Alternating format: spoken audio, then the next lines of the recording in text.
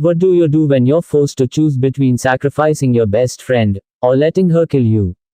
Depression, social anxiety, crippling insecurity, and of course, the voice. My therapist keeps insisting that my only road to recovery is to open up about what happened to me, so here goes. This is the story of how I killed my best friend. We were just two freshman girls in high school. I can't believe it has been 3 years already. Riley and I used to be inseparable. I practically lived on her living room floor.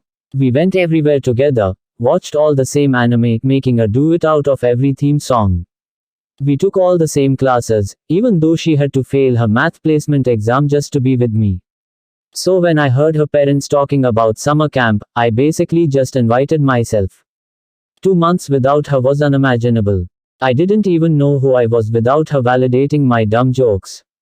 Why did the monkey fall out of the tree? Because it was dead. Why did the second monkey fall out of the tree? It was following the first monkey. My parents said okay, and I had never been more excited for anything in my life.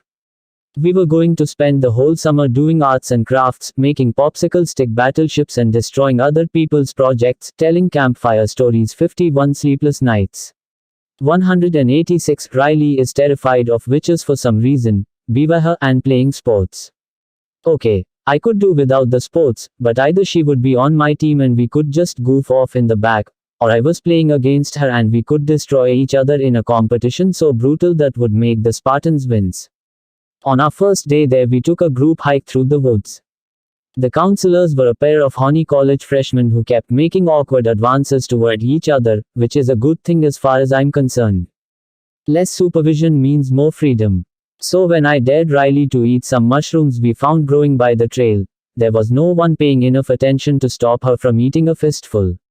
I don't know if that makes me a bad person by itself, but I was definitely a bad person for laughing at her when she got the shits. She walked like a penguin with hemorrhoids for a while, pretending it was no big deal. Before long, she couldn't take it though and had to go off in the woods. I kept watch for her, and the rest of the troop went on without us. Riley kept worrying someone was going to see her though, and she went way farther off the trail than she needed to. That's where she found the circle of branches in a little clearing. That's the place where she died. I can't do this. I don't want to write this. I don't want to relive how those branches looked, covered in her blood. I don't want to hear the voice, it hasn't stopped calling for me since. Please let it stop after I've gotten this off my chest. By the time Riley finished her business, which was way longer than either of us expected, the rest of the troop had gone too far to catch up with. I remembered that they were taking the same trail from the hilltop, so I figured we'd just wait here for them to pick us up on the way back. Riley didn't want to stay. Tobias Wade. Com 187 around the circle, but that made me want to hang out here even more. It took a while of teasing and prodding before she admitted it looked like a witch circle. I guess her family had a long history of witch-related incidents. Riley's mother was thoroughly convinced she was cursed after a confrontation with some old crone, and her great-grandmother was actually burned at the stake. While we waited, Riley told me about how someone in her family was accused of witchcraft practically every generation since they got here from Germany like 200 years ago. She was obviously still feeling sick from the mushrooms, and feeling embarrassed for being left behind. The circle made her uncomfortable, and it was starting to get darker, so I did what any best friend would do. I started making weird voices to try and freak her out. I didn't really know what sound witches make, so I settled for some general cackling, a couple mentions of turning her into a toad, and of course using her eyes for my latest potion. To her credit, she remained pretty cool about it, and even started joining in with me to see who could make the best cackle. The look on her face though, it's burned into my memory. Those wide, strained eyes. The tremor under her skin. The tautness of her face pulled so tightly it looked like it would snap. Because when she had stopped cackling, the sound didn't stop. It kept laughing and laughing, growing deeper with every iteration. We'd been goofing off for so long, we didn't notice how late it had gotten. The sun was setting, and the rest of the campers should have been back by now. But it wasn't them making the sound. There was a figure standing in the middle of the circle, kneeling on the ground, and shrouded in a thick cloak like what a medieval monk might wear. The sound was coming from it. V51 Sleepless Nights 188 didn't care whether it was a joke or prank, we weren't sticking around. We gave each other one look, that's all we ever needed to know what the other was thinking, and bolted out of the circle. At least we would have, but the branches seemed to have a mind of their own. Something grabbed our ankles, and we both fell trying to climb out of the circle.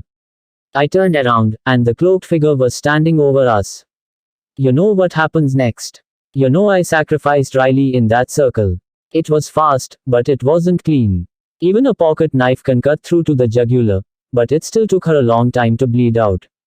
The part one haven't told you, the part my therapist says I need to tell you, is that the witch didn't make me do it. I chose to kill her. I was screaming. Riley wasn't. She was always the one with a phobia about witches. It was stupid for me to be more scared than her. I tried to scramble up again, but this time it was Riley who dragged me back down. The cloaked figure removed its hood, but underneath it was only one of the camp counselors. An awkward teenage boy. I really got you, didn't I? He said, laughing in a good-natured way. Not at all like that deep laughter that wouldn't stop. Guess that'll teach you not to sneak off on your own. But the cloak I managed. Got it from the art shed to scare you, he replied. We're going to bedazzle it for our camp mascot later this week. Come on you two, let's head back. Everyone was worried. There were tears in my eyes. I was so relieved, but even more embarrassed. Great, first day of camp, and we were already Tobias Wade. Com 189 going to be the butt of everyone's joke. I figured Riley must have been even more embarrassed than me though, because her wide eyes were still bulging from her head. Her skin looked as pale as death in the fading light. This place, it's calling to me. I heard it laughing, she said, hardly above a whisper. Alright, joke's over, I replied. I just wanted to get back to the camp before everyone was talking about us. Come on girls, let's not miss the bonfire, the counselor was climbing over the branches. Don't you hear it? Don't you hear it laughing? Riley asked, turning on the counselor. Nice try, but you can't scare me. I'm the one who he was dead before he knew what hit him. One of the branches shot straight through his heart. It lifted him from the ground, growing like a tree would if it was sped up 10,000 times. More branches rose from the circle, impaling him one after another. I can still hear the snap as they break off under his skin. I was screaming again. I couldn't help myself. Riley was laughing, that same deep laugh which wouldn't stop a moment before. I'm waking up, Riley said.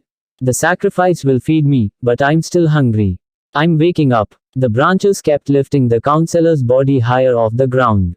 The whole forest was starting to come alive around us. Everything was shaking. The moon was getting brighter. The birds stopped singing, and one by one began dropping dead from the branches. Riley's face was aging, years every second. 51 Sleepless Nights 190 Her eyes were pools of blackness. Her skin was wrinkled and coarse. And the branches were coming at me. That's when I slit her throat. I didn't know what else to do. I dug my little knife into her. I wish she had screamed, or fought me, or thanked me for stopping her.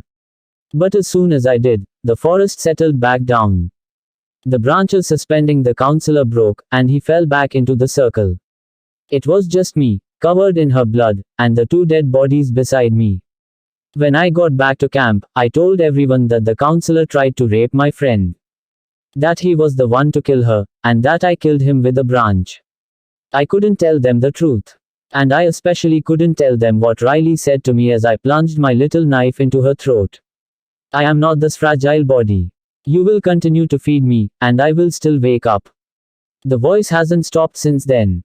It keeps telling me to go places, to do things to people, horrible things I wouldn't dream of doing. And I just keep ignoring it, but it's getting harder and harder. It's so hungry, I can't stop it forever. So I'm doing what my therapist told me to do. I'm writing down the whole truth, and I'm praying that it will leave me alone. I don't want to die like she died, I don't want to kill like she killed. I miss Riley. I miss my friend. I just want this to be over.